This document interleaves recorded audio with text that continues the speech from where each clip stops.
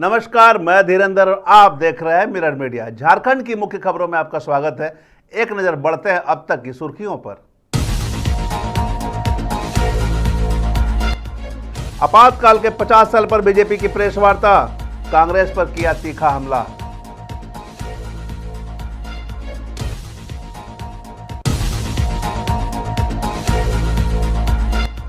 चोरी की अनोखी वारदात, सब थे घर में फिर भी उड़ गए जेवरात।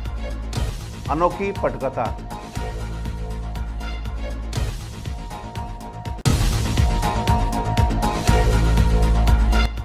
सुब्रतो मुखर्जी U17 फुटबॉल का समापन, संत इग्नेशियस और संत पैट्रिक ने राज्य स्तर पर बनाई जगह।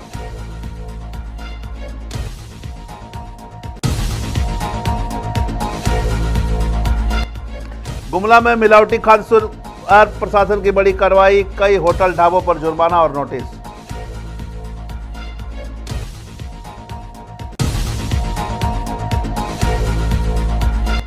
इस बार बोकारो में 32 फीट ऊंचे रथ पर निकलेगी भगवान जगन्नाथ की झांकी, 9 दिनों तक चलेगी प्रसाद सेवा।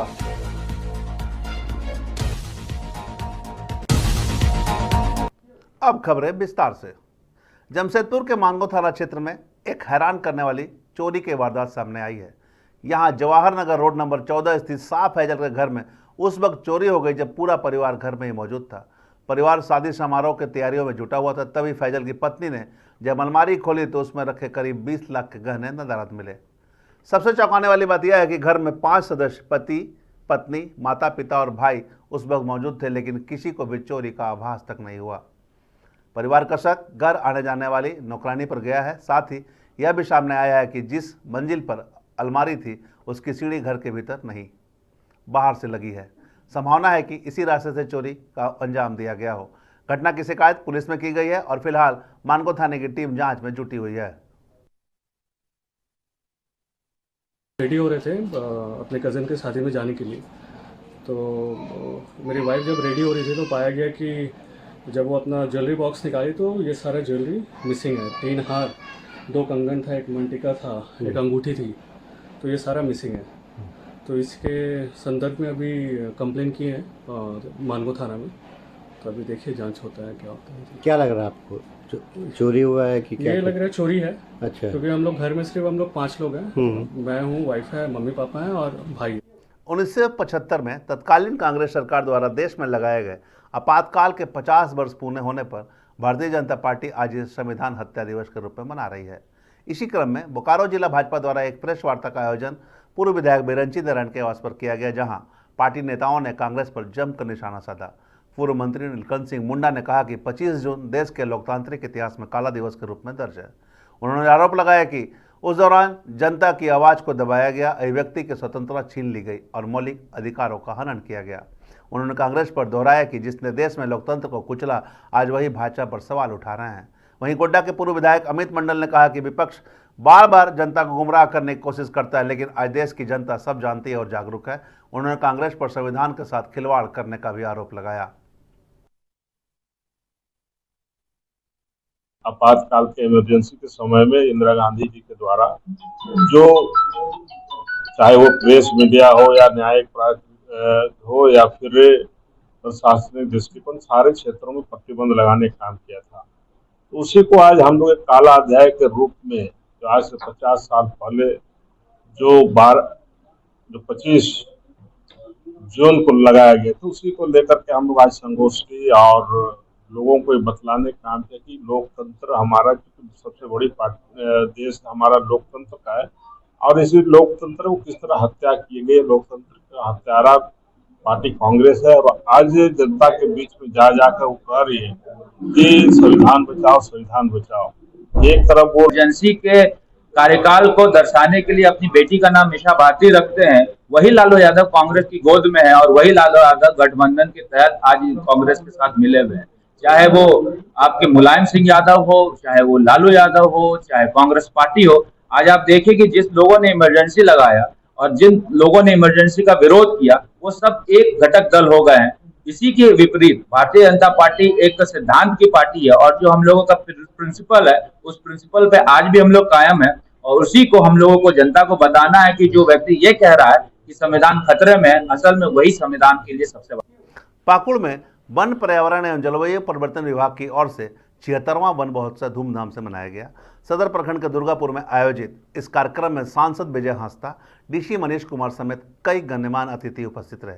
कार्यक्रम की शुरुआत दीप प्रज्वलन और पारंपरिक स्वागत के साथ साथ हुई। प्रोजेक्ट प्रकृति और एक पेड़ मां के नाम अभियान के तहत पाकुड़ राज्य में अग्रणी बना हुआ है। अब तक जिले में 37,000 से अधिक पौधे लगाए जा चुके हैं और अगले 3 महीनों में 1 लाख पौधे लगाने का लक्ष्य रखा गया है। कार्यक्रम के दौरान पर्यावरण संरक्षण का संदेश देते हुए सांसद ने सभी नागरिकों से अपील की है कि वे पौधा जरूर लगाएं और इस मुहिम को जन आंदोलन बनाएं। इस दौरान लोगों के बीच परिसंपत्तियों का वितरण भी किया गया।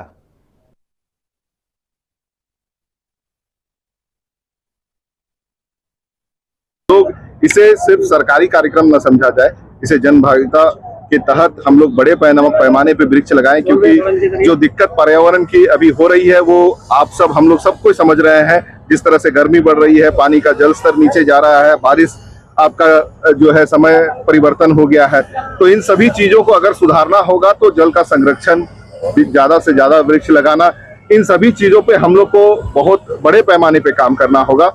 और सिर्फ ये सरकार की तरफ से नहीं, ये पूरे जनमानस को हम लोग को लग करके सरकार के साथ मिल करके कार्य करना होगा, तभी जा करके इन सभी चीजों में सुधार हो सकता है।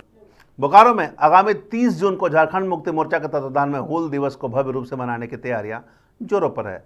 यह दिन 1855 में सिद्धो और कान्हू मुर्मू के नेतृत्व में हुए ऐतिहासिक संथाल विद्रोह की स्मृति में मनाया जाता है, जिसने भारत के स्वतंत्रता संग्राम में आदिवासी भूमिका को चिन्हित किया।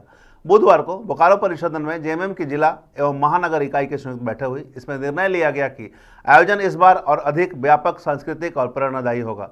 कार्यक्रम संयोजक मंटू यादव ने जानकारी दी कि जिले के विभिन्न गांवों से आदिवासी सांस्कृतिक दल बुलाए गए हैं, जो पारंपरिक गीत, नृत्य और लोक कलाओं के माध्यम से सांस्कृतिक गौरव को प्रस्तुत करेंगे। साथ ही मंत्री योगेंद्र महतो, विधायक उमाकांत रजक और अन्य गणमान्य प्रतिनिधियों की उपस्थिति भी सुनिश्चित की जा रही है।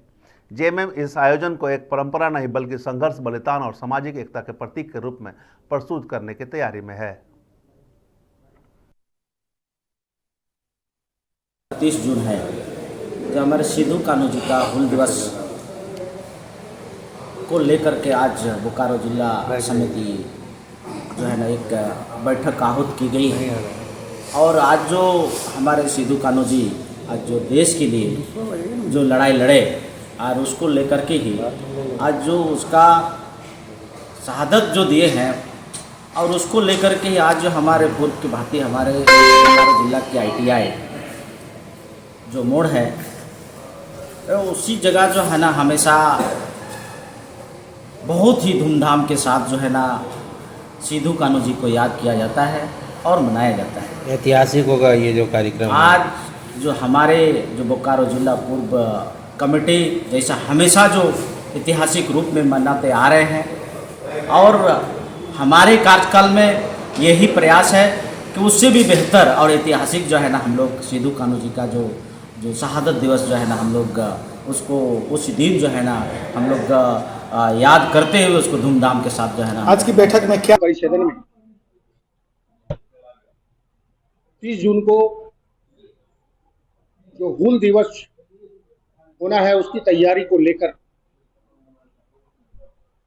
आज पूरे बोकारो के तमाम बोकारो और महानगर नगर सारे कार्यकर्ता नेता सारे लोग उपस्थित हुए। और चूंकि इस बार जो है हूल दिवस एक यादगार हम लोग बनाने जा रहे हैं और उसकी तैयारी जो है जोरदार तरीके से किया जा रहा है। बोकारो में भगवान जगन्नाथ की भव्य रथ यात्रा इस वर्ष और भी आकर्षक होने जा रही है। इस्कॉन संस्था द्वारा आयोजित इस महोत्सव में करीब 32 फीट ऊंचा रथ तैयार किया गया है, जो झारखंड का सबसे विशाल रथ बताया जा रहा है। रथ यात्रा की शुरुआत 27 जून दोपहर 3 बजे एयरपोर्ट मोड़ से होगी, जो विभिन्न मार्गों से होती हुई मगध हॉल तक पहुंचेगी। इसके बाद भगवान जगन्नाथ, बलदेव और सुभद्रा 9 दिनों तक मौसी बाड़ी में विराजमान रहेंगे और उत्सव 5 जुलाई तक चलेगा। रथ यात्रा में प्रतिदिन 56 भोग अर्पित किए जाएंगे, नई पोशाक पहनाई जाएगी और सभी भक्तों के लिए निःशुल्क प्रसाद सेवा की व्यवस्था भी की गई है। कार्यक्रम के प्रभारी ने बताया कि धार्मिक कार्यक्रमों के साथ साथ सांस्कृतिक प्रस्तुतियां भी होगी, जो भक्तों को अध्यात्म और भक्ति में सरोबार करेगी। ये विश्व में प्रिय है। प्रतिदिन आप कोई भी दिन जाएंगे जगन्नाथपुरी में आपको हजारों भक्त मिलेंगे। ये क्यों? क्योंकि जगन्नाथ जी ऐसे भगवान हैं जो इतनी मात्रा में प्रसाद तो देते हैं, लेकिन लोगों के आशीर्वाद भी भर भर के देते हैं ये। और जगन्नाथ जी का खास करके जगन्नाथपुरी का जो उत्सव है उसका जो प्रमुख दिन है वो है रथ यात्रा का दिन।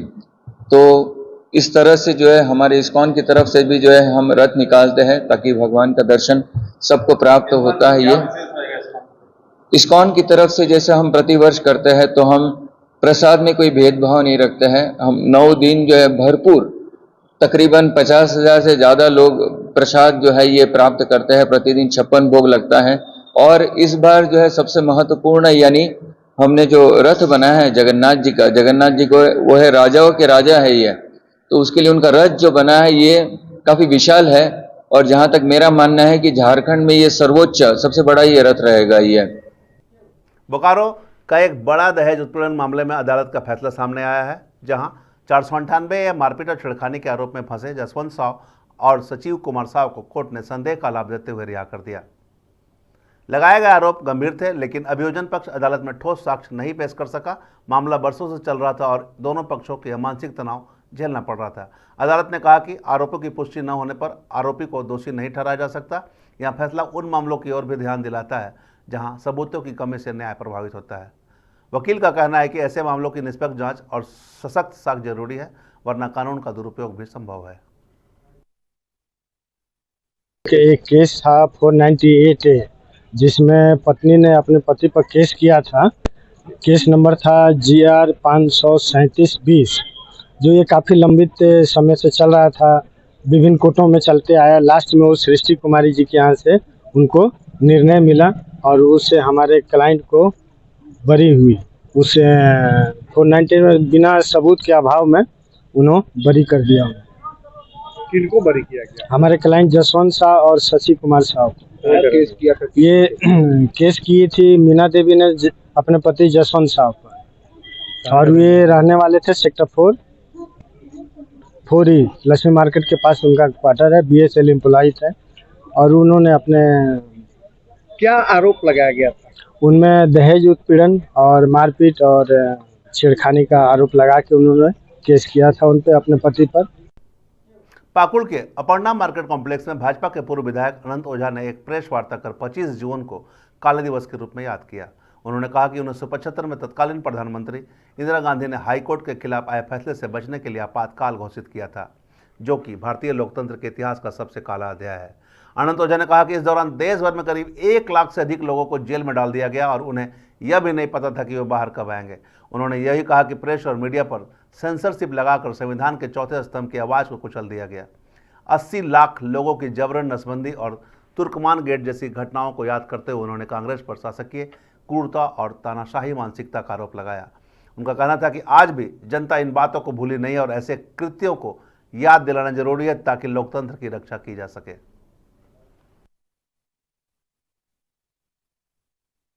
अपने तानाशाही रवैये के माध्यम से, दमनकारी कृत्यों के माध्यम से, छोटे छोटे बच्चों को जेल भेजने के माध्यम से, 1 करोड़ लोगों को नसबंदी करने के माध्यम से, 1,11,000 लोगों को जेल के अंदर डालने से, हजारों लोगों को मीसा में, अकेले बिहार में 4,000 लोगों को, क्योंकि हम लोग एकीकृत बिहार का हिस्सा थे, बिहार में 4,000 लोगों को मीसा में बंद करके रखा गया था, जबकि उस जेल की क्षमता मात्र 1500 क्षमता थी।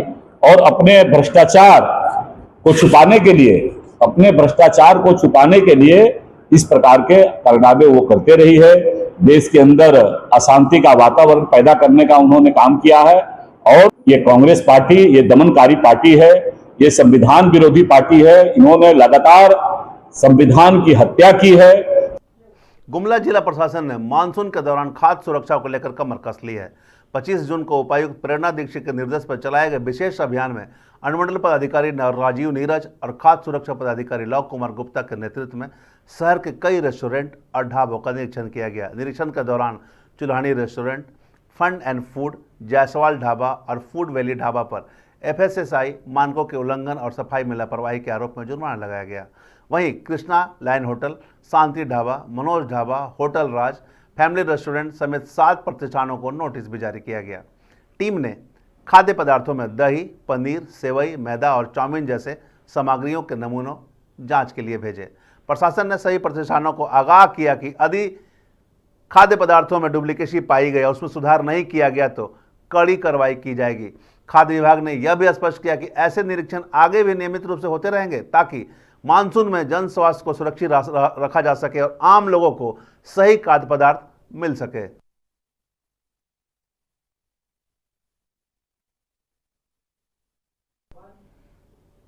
देश में इमरजेंसी लागू हुए 50 साल हो चुके हैं और आज भी वह दौर लोकतंत्र के सबसे काले अध्याय के रूप में याद किया जाता है। इमरजेंसी के उन 23 महीनों में कई लोगों ने प्रताड़ना और असहनीय स्थितियों का सामना किया। जमशेदपुर के सोनारी निवासी रमाशंकर सिंह, जो उस वक्त आनंद मार्ग से जुड़े थे, उन्होंने 27 जून 1975 को गिरफ्तार किया गया। केंद्रीय कारागार में 90 दिन तक केंद्र में उसका रखा गया था। उन्होंने खास बातचीत में बताया कि कैसे पुलिस ने उन्हें होटल से पकड़ा और किस तरह वह मां से मिलने से भी बचते थे ताकि वे दुखी ना हो। उनकी रिहाई के बाद उन्हें टाटा स्टील में नौकरी से भी निकाला गया था। हालांकि 10 महीने के संघर्ष के बाद वह फिर से बहाल हुए। रमाशंकर सिंह ने उस दौर की पीड़ा को याद करते हुए कहा कि वह समय दोबारा देश में कभी न लौटे, यही वे भगवान से प्रार्थना करते हैं। के लोग भी थे, जमात इस्लाम के भी थे, एक वार्ड में हम लोगों को कर दिया गया था और आराम से हम लोग बाहर में तो लोग प्रतिबंध के चलते रुक के छिप के मिलते थे, लेकिन वहाँ हम लोगों को कोई प्रतिबंध नहीं था। घर के लोग भी जाते थे, मिलते थे। हमारे जितने रिलेटिव हैं उस समय यही बोला जाता था कि अब ये लोग जीवन भर जेल में रहेगा, बाहर नहीं निकलेगा। लेकिन परमात्मा का कृपा हुआ, फिर 77 में इलेक्शन डिक्लेयर हुआ। इलेक्शन डिक्लेयर होने के बाद हम लोग माने फ्री हो गए और अपना फिर सही रूप से अपना काम करने लगे। जमशेदपुर में ही रखा गया था या फिर कहीं और भी ले फिर यहाँ से हम लोगों को गया सेंट्रल जेल ट्रांसफ़र किया गया था। वहाँ करीब 1.5-2 महीना हम लोग वहाँ रहे। गुमला में सुब्रतो मुखर्जी अंडर 17 बालक एवं बालिका फुटबॉल प्रतियोगिता का जिला स्तरीय समापन हुआ। बालक वर्ग में गुमला प्रखंड की संत इग्नेसिस स्कूल की टीम ने भरनो की टीम को हराकर जीत दर्ज की। वहीं बालिका वर्ग में संत पैट्रिक स्कूल ने कामडारा को 4-0 से हराते हुए ट्रॉफी अपने नाम की। मुख्य अतिथि के रूप में जिला परिषद अध्यक्ष एवं उपाध्यक्ष उपस्थित रहे, जिन्होंने विजेता व उप विजेता टीम को पुरस्कृत किया। विजेता दोनों टीमों को राज्य स्तरीय प्रतियोगिता में गुमला का प्रतिनिधित्व करने का मौका मिलेगा। अब तक की खबरों में बस इतना ही। देश और दुनिया की तमाम खबरों के लिए बने रहे मिरर मीडिया के साथ।